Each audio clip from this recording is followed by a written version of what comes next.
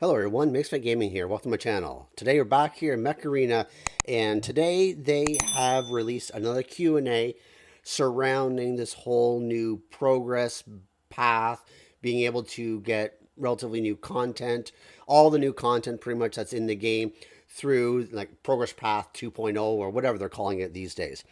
Now let's look at the progress. Let's look at their message here, and we're going to go through it in a little bit more detail. As you can see, there's a link here to their Q&A, so we'll open it up here, and we'll go through here, and I'll give you my opinions, which you all probably know already. I'm not going to be really very happy about this, but let's just hop into here, and let's try to give them maybe a little bit of benefit of the doubt. But we all know their past track record, unfortunately, kind of makes it hard to do something like that. So bear with me. Let's open it up here, and let's go through all their points. All right, so here we are. Let's look at the first ones here. It says, will matchmaking take into account the player's current tier? No, the player's tier will not take effect. I don't mind that. It's really not a mechanism right now for actually matchmaking. Or matchmaking currently is done pretty much by your division that you're currently in, not necessarily where you are on the progress path, and therefore it really won't matter on the progress path 2.0. No problems there. Can we acquire newly released content from the market right after the release? Pretty much the answer is no. I kind of figured this was going to happen anyways. They have these event crate rushes for a reason. It's to get them money so that players who want the new content as quickly as possible, they pretty much have to buy the tokens in order to unlock whatever weapon or mech or implant, etc. that's in these event crate rushes. It will, over time, of course, end up coming to these new progress path. You'll notice here in this comment, they never said how long it's going to be. It could be 1 month after, 2 months after, 3 months after. For all we know, it could be 6 months after. Look at how long it took them to release the disc launchers into their existing progress path. I think it was almost 6 months, maybe even 8 months before the disc launcher 8s were even put in. Let's go next one. So when acquiring content from the market, I guess they're calling this new progress path the market, can we use in-game resources or will it require an in-app purchase? So they're basically saying here that all items in the new progress path will be available via in-game credits or A-coins. Again, if you want to get the weapons or the items more quickly, if it's a brand new release, you're going to have to pretty much fork over money by buying these event tokens so you can open up in the event crate rushes. I really wish, though, they would come in here and say how long really these things would be out of the progress path until they actually come in after they make their appearance in the event crate rush. But hopefully we'll find that out a little bit more in the future, and hopefully they stick to whatever timeline they put out. Because as for those who have been longtime players in War Robots who've either quit or are still with it, you know that they never ever adhere to their schedule of putting something in the black market after it's been released. Sometimes it's years before they actually finally decide, when I think initially they said it's going to be like anywhere between 3 to 6 months. But hopefully, at least Mech Arena, they'll actually put in a schedule that they can actually stick to. Next one, might veteran players have to go back and acquire mechs and weapons they chose not to acquire during the progress path era? So unfortunately, we kind of already knew this from their first video. Yes, the only way you're going to be able to get any of these newer content that's in these progress path is by unlocking the previous tiers. So you have to unlock tier 2. You need a certain number of their stars, whatever, I don't know exactly what they call it, like tier stars or something, in order to be able to unlock the next tier. And you get those stars by, of course, upgrading and ranking up your weapons or mechs that are in the previous tier. I'm not a big fan of this. I'm pretty sure I'm going to be one of those players that's kind of stuck in this situation. I have some stuff maxed out. I don't have any weapons maxed out. I have some things leveled, but I'm relatively certain that I'm not going to probably have the total number of stars needed in order to unlock the next tier. And unfortunately, again, they don't say in here how many stars you need for each level.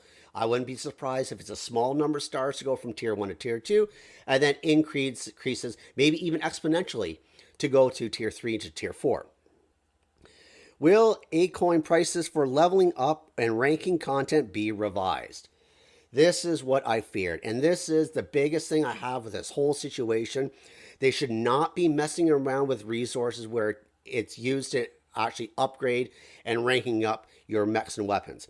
The first part they've mentioned here is that the cost is going to be decreased for the light mechs, which is great to hear. I'm all for that. So the Lancer, the Shadow, the Tengu, and the MD will be decreased.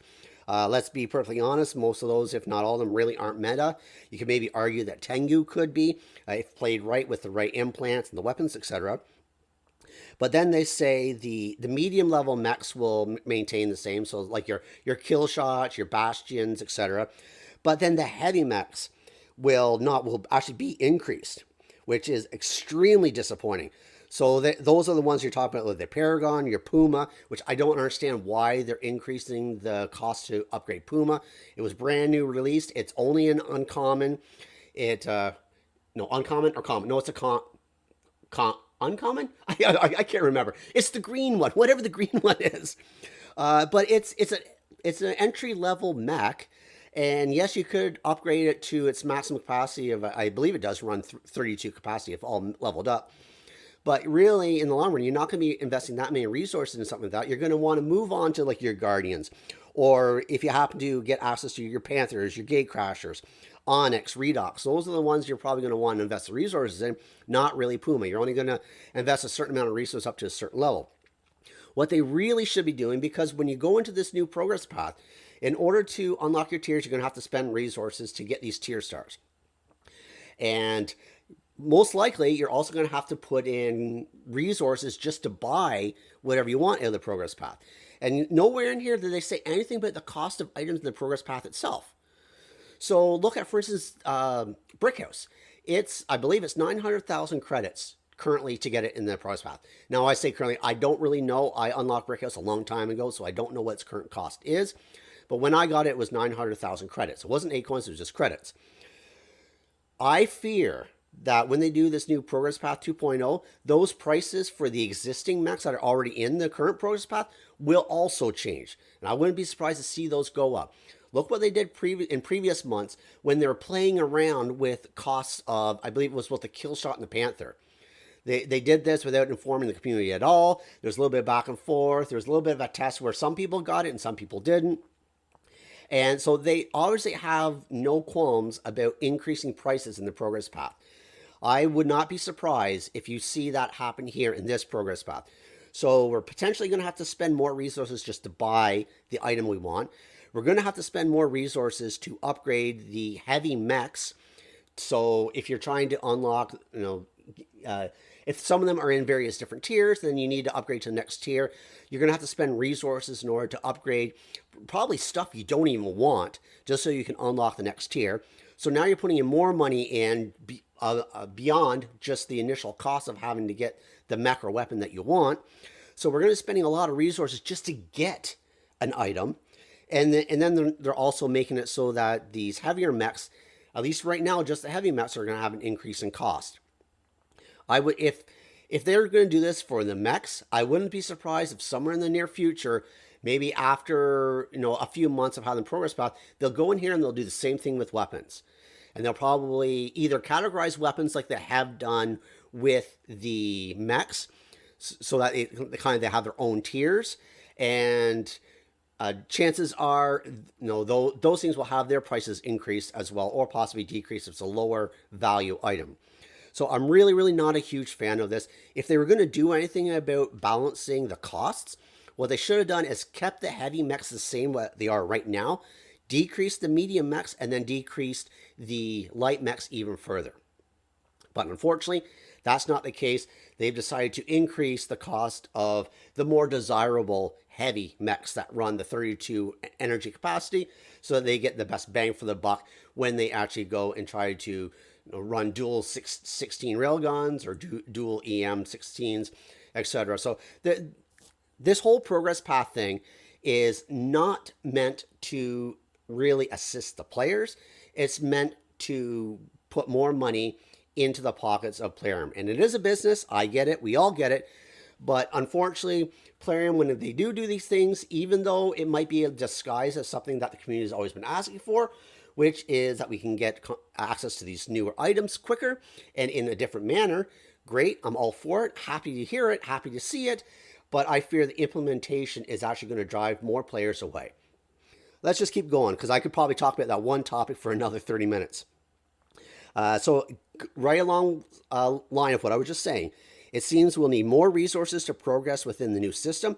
Will there be more events where we can earn them? We'll continue to calibrate the number of events, their formats, as you might have seen in the game lately, and prize pools to ensure that your progress through the game remains rewarding and fun. It all depends on what they mean by events. If they're going in there and they keep putting out these free-for-all battlethons, which I absolutely hate. I hate the free-for-all mode. I'm not going to have fun. I don't want to be going to free-for-all. I don't want to have to go through tournaments in order to get more resources. Because really, and this is a whole other video on its own, but the tournament system is completely flawed in my opinion. And unfortunately, it hasn't been touched since basically it went live, which I'm really, really surprised with because I do think there's a lot of problems with the tournament system the way it's set up right now. But again, we're going to reserve a little bit judgment on this one. I would like to see more ways to get resources somehow in this game. Not just from, typically your typical events, but it'd be actually nice to put in a reason to grind and go in and play more games. Why not give resources after every single game?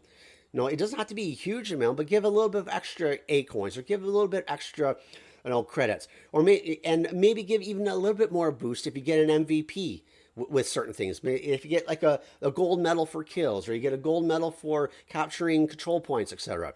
Maybe give like an extra 5 acorns or whatever for those type of things. Like, again, it doesn't have to be a lot, but every little bit could help, especially given the new progress path system they're implementing, which is going to, of course, cost us more resources.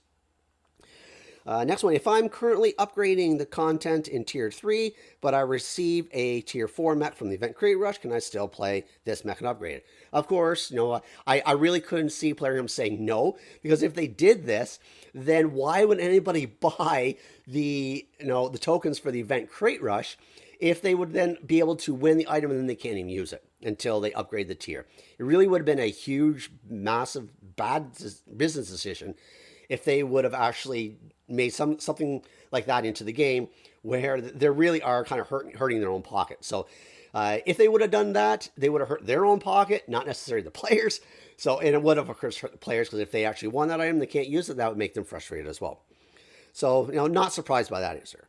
So from now on, will you only be adding legendary mechs and weapons, or lower grade content as well? We know they're going to make content for all grades. They just put in that new weapon, level 6 one. I can't even remember what it's called, flail gun or something like that. Forgive me, I really should have looked at it before I started talking here, but it was a 6 power weapon. It was put in the event crate rushes. My previous video I put out, I said I really don't agree with these lower level power weapons being put in these event crate rushes, but it's just another means where Plarium is trying to get as much money out of us as possible. If anybody actually sees these lower power weapons in the event crate rushes, my advice personally is to avoid it. Don't go in, don't try to buy it. Even if you think you might want it, it won't be too much longer, maybe several months before you get in the situation where you've upgraded your mechs a little bit more and you find that lower power weapon just isn't performing as well as you rank up and going through the divisions. So my advice, hold off on those. I probably wouldn't even entertain trying to get anything out of the event crate rushes for a weapon that's under 12 power. That's usually what I do. I don't actually buy tokens anyways, but if I did have some tokens, or I really wouldn't chase anything unless it was at least a 12 power, because then you can get the dual copies, and if you have a light mech, you can if you happen to be able to get the maxed out, then you can run 2 12s, etc. So anyways, just a little bit of advice there. So will the new mechs and weapons have the same HP or damage as others in their tiers? So mechs and weapons within the same tier won't necessarily have identical stats. We already know that. We see that from their last upgrade tier level balance that they did. Some of the things got a bigger of a balance increase. Some of them didn't. So, of course, you're going to have different weapons that do different things that have different stats. So, again, I'm okay with this. This really isn't surprising. It would actually surprise me if they made everything kind of more of an equal footing. Does the new progress path system have separate tiers for mechs and weapons? So, no, it doesn't. Whatever tier is going, you're going to be able to unlock weapons and mechs. So don't think like you have 2 progress path tiers, one for mechs and one for weapons. Then you have to basically unlock both. You just unlock the one single tier, and then you can buy whatever mechs or weapons you need. That also means that when you have to do upgrades in order to get these tier stars, it doesn't matter if you're upgrading your mechs or you're upgrading your weapons. Both of those will contribute your tier stars to unlock the next level. And that is it. So let's just go back in the hangar there, and we're just going to finish on up. All right, so that's a really quick summary of what they're doing. Again, we don't really know a lot of the specifics about it. What I really would like to see is the numbers. How much they're increasing these costs for the heavy mechs. Are they going to be increasing the cost just to purchase the items from the new progress path? Like for instance, as I mentioned before, that brick house, is it still going to be 900,000 credits? Or is it going to be some other absurd number, like up to 1 million credits? Or maybe they're going to shift it over to like 9,000 A coins. Who knows? But I really hope they start getting to be a little bit more transparent about everything that's going on here. Because if you're not transparent, people think that you're actually starting to hide stuff. And then when it gets implemented and people see the actual numbers and it hasn't been communicated properly to the community, that's when you start having players really upset. And let's be perfectly honest, this game I don't think can handle too much more massive swings. It just doesn't have the player base for all these balances that are new features that they put in that really doesn't benefit a huge amount of the player base. It more benefits the back end pocketbook for Plarium. I really feel a lot of these things could be put in and actually walk the line and kind of make it a little bit of a win-win. The new progress path, it's awesome. It's great that you're going to be able to get the newer items and not have to rely on these event crate rushes coming around again and again and again. And hopefully you'll have one that comes out that you can spend A coins on or credits on, and not have to go out and purchase these event tokens in order to actually have a chance to gamble away in order to get the item that you want. One thing they didn't say anything in here, though, about is we also use event crate rushes to get implants or pilots. What about those? How are we going to be getting the new pilots and the implants? Ever since these pilots were released and the implants, you can't get a lot of the implants from the shop. You have to get them from the implant crates. And in order to get a legendary implant from just the basic crates, it's almost non-existent. Now, I'll say almost non-existent because I don't know how the heck I did. I got 2 legendary implants off of 2 of the basic crates back to back. I got one this morning for the Gate Crasher, and I got one yesterday, and I believe it was the Stalker Predator drive. I think those are the first 2 legendary implants I've ever gotten from the basic crates. But beyond that, you have to get the higher level implant crates, and I think even then it's only like a 7% chance to get the legendary implants. So are we going to have maybe at some point the ability to, in these tiers, to also get implants? Now, that would be something I'd be interested in. There's plenty of things in my hangar here. For instance, my Zephyr. If I look at the pilot here, what I really need to make my Zephyr work is the range of the Zephyr ability. I don't have a single implant, blue, purple, legendary, anything for the range of Zephyr in my entire inventory. So I'm trying to be cautiously optimistic. I don't like these price increases they did for the heavy mechs. I'm really concerned about the potential of them increasing the prices for everything across the board once it goes into the progress path. I'm glad that they're actually reducing the upgrade costs for the light mechs. That makes sense. But I really think they kind of did a little bit wrong. They shouldn't be increasing the heavies. They should be decreasing both the lights and the medium mechs. After all, we're going to have to spend a lot more resources in order just to get this stuff. So why not take a little bit of the upgrade costs off the table? Anyways, I'm kind of curious what your guys' thoughts are. Do you think this is going to be basically a dumpster fire? Again, until we really see numbers, I don't know how upset people will be. There are pluses for us, like we can get the new content relatively quickly, and I put that in quotes because they didn't say how long it'll take before releasing something new that it'll actually appear in the new progress path. Hopefully, it's not a matter of like 6 months to a year. I'm hoping it's a lot quicker than that. But again, we really don't know. And I don't want to really be negative Nelly all the time and just assume the worst. Maybe I'm too much of an optimist, or maybe I'm just too hopeful that Plarium will start seeing, kind of the light at the end of the tunnel, so to speak, that they kind of really need to appease their player base. But again, I'm not in the back end. I don't know what metrics and stuff they look at. Obviously, they know it's a business, so they need to look at the dollar values, and we all understand that. But there is a give and take here too. You don't want to focus too much on the dollar values and just basically tick off your whole entire community. But anyways, let me know in the comments below what you think, and we'll just take it from there. If you happen to have any other information that I'm unaware of, please let me know too. I'd be glad to hear it. So with that being said, I hope you enjoyed the video. If you did, give me a thumbs up. Consider subscribing. Until next time, cause some mayhem in the field for me.